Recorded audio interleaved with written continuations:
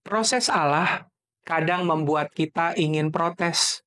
Namun demikian, meyakini Allah berarti meyakini seluruh prosesnya sebagai rancangan yang Dia maksudkan untuk mendatangkan kebaikan.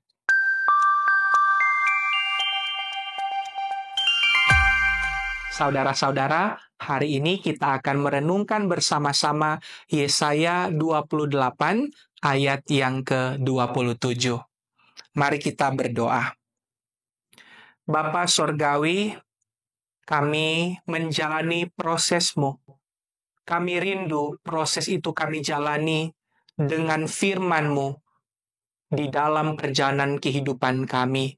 Biar Roh Kudus menaruh firman-Mu di dalam hati dan pikiran kami, sehingga di dalam proses yang kami jalani, kami berkenan kepadamu, memuliakan Engkau. Dalam nama Tuhan Yesus, kami berdoa. Amin.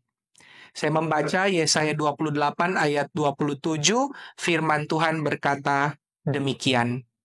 Sebab jintan hitam tidak diirik dengan eretan pengirik, dan roda gerobak tidak dipakai untuk menggiling jintan putih, tetapi jintan hitam diirik dengan memukul-mukulnya dengan gala, dan jintan putih dengan tongkat.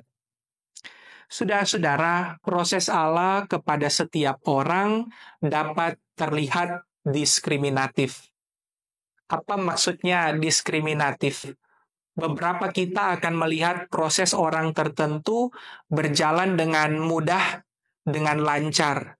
Tetapi pada orang lain, proses itu dapat terlihat sangat sulit, prosesnya berjalan lama, dan persoalan datang silih berganti. Pertanyaan kita, apakah Allah yang diskriminatif di dalam proses umatnya?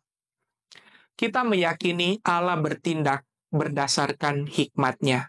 Pada masing-masing orang dengan proses yang dijalani oleh setiap orang percaya, Allah tahu yang terbaik.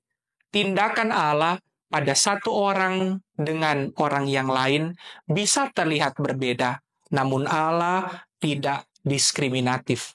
Pembacaan Alkitab kita menunjukkan kepada kita cara Allah bekerja di dalam kehidupan umat Allah secara khusus di Israel Selatan. Ada masa-masa di mana Allah memberikan waktu kelegaan kepada mereka. Semua terasa mudah, semua terasa lancar.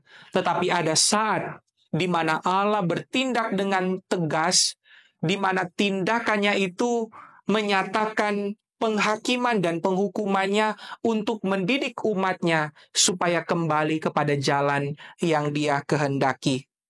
Semua ini dimaksudkan Allah supaya ada pertobatan terjadi di dalam kehidupan umat Allah, sehingga Allah mengutus para nabi, di dalamnya Yesaya. Yesaya menunjukkan tindakan dari petani di dalam perumpamaan ini adalah tindakan yang diorganisasikan sedemikian rupa terhadap setiap benih yang di dalam pelaksanaannya dapat terlihat berbeda untuk setiap benih, namun pada dasarnya untuk membuat benih tersebut bertumbuh. Di dalam konteks budaya Timur Dekat kuno, ada tindakan-tindakan di dalam pertanian yang dianggap wajar dan tidak wajar. Salah satu tindakan di dalam bertani yang dianggap tidak wajar adalah ketika seorang mengirik biji adas dan jintan dengan alat yang sama. Di dalam kebudayaan Timur Dekat kuno, biji adas dan jintan perlu diirik dengan alat yang berbeda. Metode yang digunakan pada biji adas, pada jintan, pada gandum dapat berbeda-beda, namun tujuannya adalah sama. Dari perumpamaan ini, saudara-saudara, kita mendapati bahwa proses yang Tuhan izinkan di dalam kehidupan orang percaya dapat berbeda satu sama lain.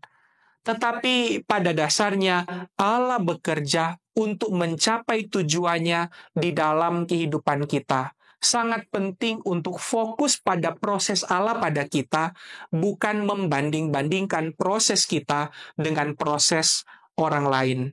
Pada orang lain mungkin beberapa hal terlihat cepat dan lancar.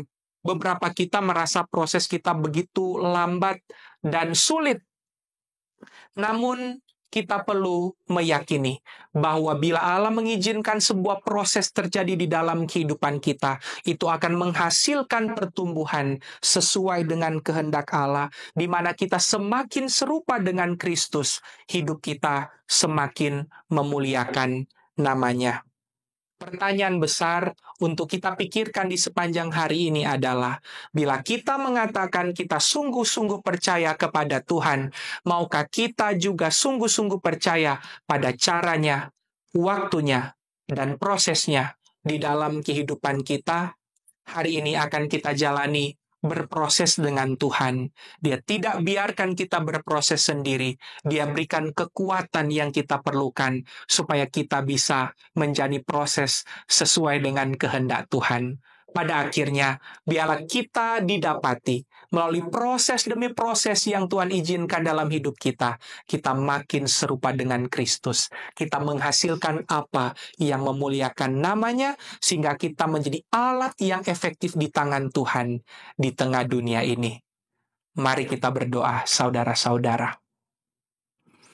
Bapa Sorgawi, biarlah Roh Kudus menolong kami fokus pada proses kami sendiri, tidak membanding-bandingkan dengan proses yang dijalani orang lain, namun dengan hati yang tertuju kepada Kristus, kami berjuang menjadi proses kami, supaya kami semakin hidup memuliakan nama-Mu sesuai dengan maksud dan rencana-Mu. Dalam nama Tuhan Yesus, kami siap melakukan firman Tuhan di sepanjang hari ini. Amin. Kepadamu ku berdoa dan ku pinta, ulurkanlah tangan kasih-Mu padaku, karena ku tahu Kau selalu di sisiku. Oh Tuhanku, dengarkanlah doaku kepadamu. Berikanlah dan tunjukkan kuasa-Mu, tabahkanlah dan kuatkanlah imanku, jadikanlah aku ini hamba setia-Mu, agar dapat aku hidup selalu di sisi-Mu. Karena ku tahu pasti, oh Tuhan, apapun juga di dunia ini, tanpa Kau Tuhan semuanya takkan berarti. Oh Tuhanku, dengarkanlah doaku kepada